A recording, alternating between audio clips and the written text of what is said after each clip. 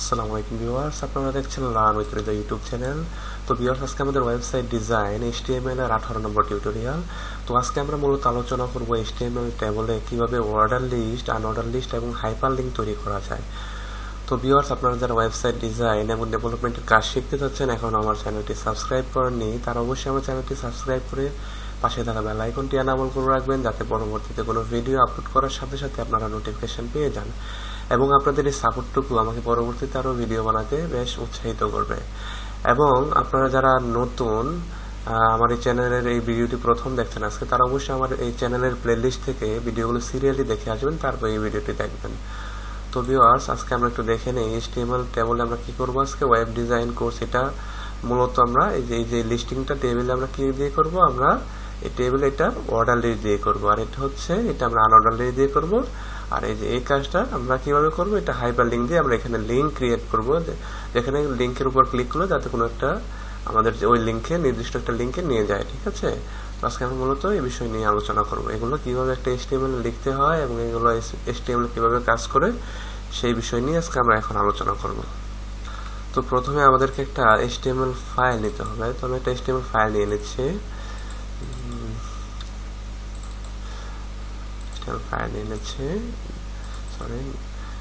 New, তারপর new text document নিব। এখানে আমি লিখব, সাপোজ আমি লিখছি টেবল, ছোট হাতে লিখছি টেবল, তারপর ডটের পর আমাদেরকে কি লিখতে হবে, আমাদেরকে HTML লিখতে হবে, সেটা ছোট হাতে লিখতে হবে। ঠিক আছে, আমি লিখলাম। তারপর এটা আমি এখন একটা টেক্সট এডিটরে ওপেন করাবো, ওপেন উইথ, আমি সাবলাইম টেক্সট ওপেন করালাম।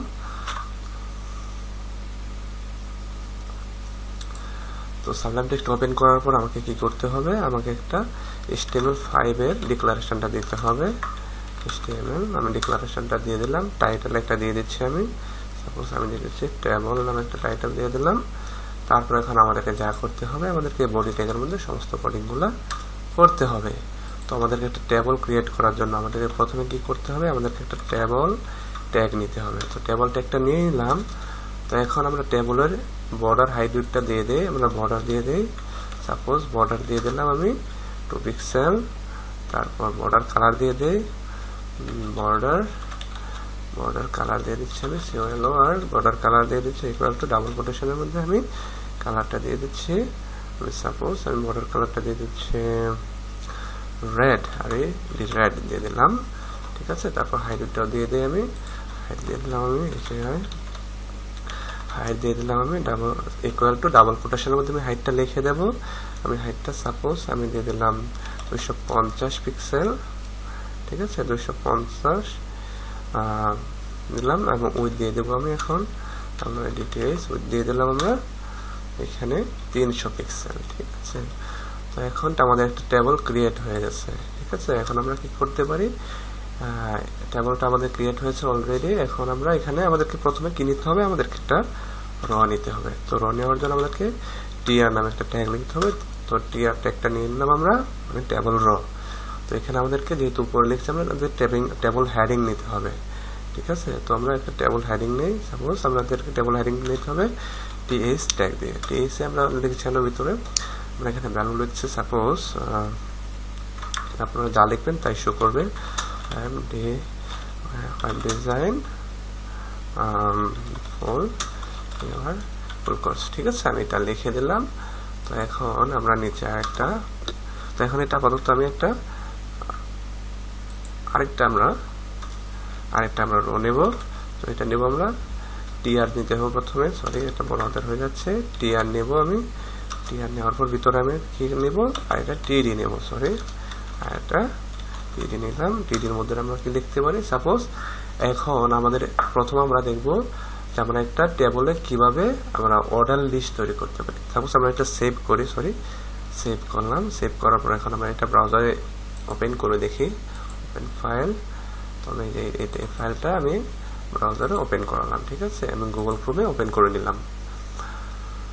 তো এখন এই যে আমাদের এখানে একটা টেবল ক্রিয়েট হয়ে গেছে। তো এখন আমি এখানে কি করব, এই যে নিচে আমি একটা অর্ডার লিস্ট তৈরি করব। ঠিক আছে, এই যে নিচের যে সেলটা রয়েছে এখানে আমি একটা অর্ডার লিস্ট তৈরি করব। সেটা কিভাবে করব, আপনার সাথেই থাকুন। ঠিক আছে, তো আমরা এখন এই সেলটাতে আমরা এই যে টিডি নামে যে সেলটা নিয়েছি, এখানে আমরা কি করতে পারি, আমরা গত পূর্বে আমরা দেখেছি, গত টিউটোরিয়ালে আপনারা দেখেছেন যে কিভাবে অর্ডার লিস্ট আনঅর্ডার লিস্ট তৈরি করতে হয়, কিভাবে হাইপারলিংক তৈরি করতে হয়। এগুলো আমি পূর্বে টিউটোরিয়ালে অবশ্যই আপনাদেরকে দেখিয়েছি এবং সেখান থেকে আপনারা অবশ্যই শিখতে পেরেছেন। তো এখন আমরা যেহেতু আমাদেরকে অর্ডার লিস্ট তৈরি করার জন্য আমাদেরকে কি করতে হবে, প্রথমে আমাদেরকে একটা ট্যাগ নিতে হবে, OL, ইটস মিনস OL মানে অর্ডার লিস্ট। ঠিক আছে, অর্ডার লিস্ট আমরা নিয়েছি। তারপর OL এর ভিতর আমাদের কি করতে হবে, এখন সাপোজ এখানে এন্টার দিয়ে নিচে নামিয়ে দিচ্ছি, তাহলে বুঝতে সুবিধা হবে। এন্টার এন্টার, ঠিক আছে। এখন টিডির মধ্যে আমরা OL নিয়েছি, ঠিক আছে। এখন এটা আমি একটু নিচে নামিয়ে দিচ্ছি, তাহলে আপনাদের বুঝতে সুবিধা হবে। এন্টার,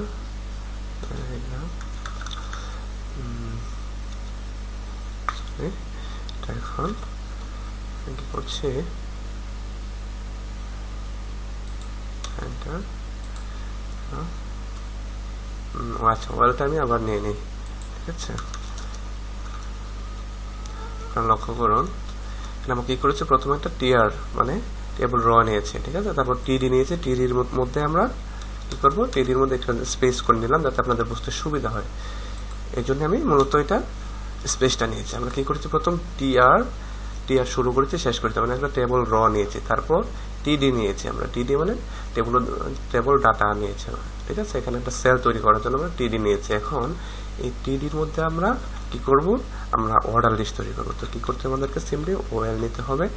OL এর মধ্যে এখন আমরা কি করব, আমরা লিস্ট তৈরি করব। কিভাবে লিস্ট তৈরি করব, আমরা সিম্পলি দেখেন, OL এর মধ্যে লিস্ট তৈরি করার জন্য আমাদেরকে কি নিতে হবে, li নামে একটা ট্যাগ রয়েছে, li নিতে হবে। এখন li আমরা সাপোজ লিখছি HTML, তারপর ঠিক আছে, তারপর li আর একটা লিখছি, আমরা আবার li নিচ্ছি, li নিয়ে নিচ্ছি, সরি বড় হয়ে গেছে, li নিয়েছি। তারপর আমরা li ট্যাগটা নিলাম, এখানের ভিতরে লিখলাম আমরা CSS। তারপর আমরা নিচে লিখতে পারি, এটা বারবার লেখার প্রয়োজন, আমি সিম্পলি একবার কপি করতে পারি। তারপর এটা বেশ কয়েকটা আমি নিয়ে নিলাম, ঠিক আছে। এখন আমি কি করতে পারি, এগুলো ভিতরের যে ভ্যালুটা আছে এটা চেঞ্জ করে দিতে পারি। আমি এটা নিচে নামিয়ে দিলাম। এখন আমি এটার ভ্যালুটা চেঞ্জ করে দেব। তারপর আমি এখানে লিখলাম জাভা স্ক্রিপ্ট। তারপর আমি এখানে লিখে দিলাম bootstrap,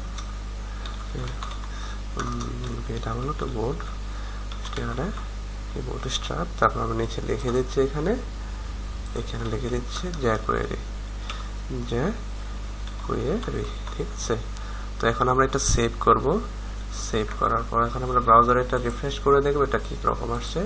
তো দেখেন ফ্রেন্ডস, এখানে ওরকম একটা অর্ডার লিস্ট, টেবিলের মধ্যে আমাদের একটা অর্ডার লিস্ট তৈরি হয়ে গেছে, ঠিক আছে। এখন আপনারা অবশ্যই জানেন যে আনঅর্ডার লিস্টটা কিভাবে তৈরি করতে হয়। তো আনঅর্ডার লিস্ট আমরা কি করব, সিম্পলি আমরা এটা ইচ্ছা করলে আমরা এই যে এখানেও দেখাতে পারি আপনাদেরকে, জাস্ট করে এখানে শুধু OL এর জায়গায় UL, ঠিক আছে, এটা ছোট হবে UL, এবং এখানে UL ট্যাগটা এই যে এখানে এটা ছোট আকারের হবে, UL মানে দিয়ে দিলাম, মানে এখানে UL শুরু করেছি, এখানে শেষ করেছি।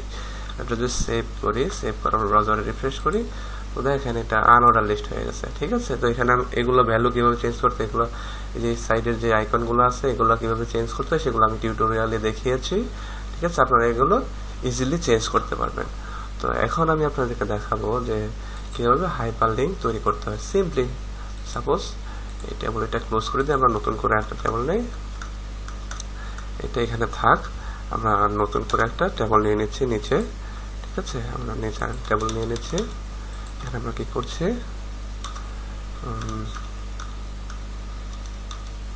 নিচে একটা টেবিল নিয়ে নিচ্ছি, ঠিক আছে। আমরা টেবিল নিয়ে নিলাম। এখানে আমরা কি করতে পারি, আমাদেরকে টেবিল ক্রিয়েট করার জন্য আমরা ভিতরে বর্ডার দিয়ে দিই, বর্ডার দিয়ে দিলাম 2 pixel.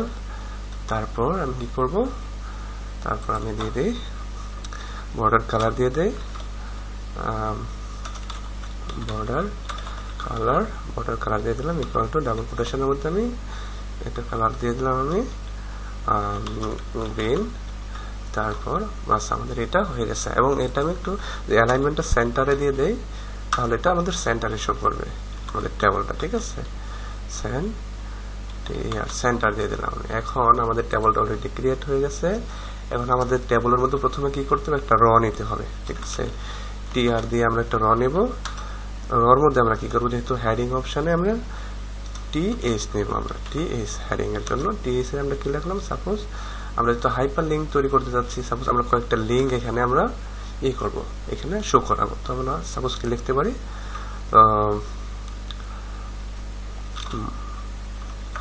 Most popular web site, ঠিক আছে, আমি এটা লিখলাম। তারপরে এখানে নিচে আমরা আরেকটা র নিয়ে নেই।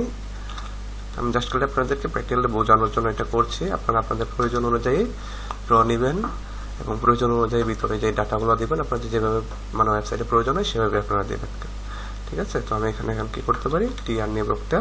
টিআর এর মধ্যে আমরা এখন কি নেব, টিডি নেব, টিডি, ঠিক আছে, টিডি নিলাম।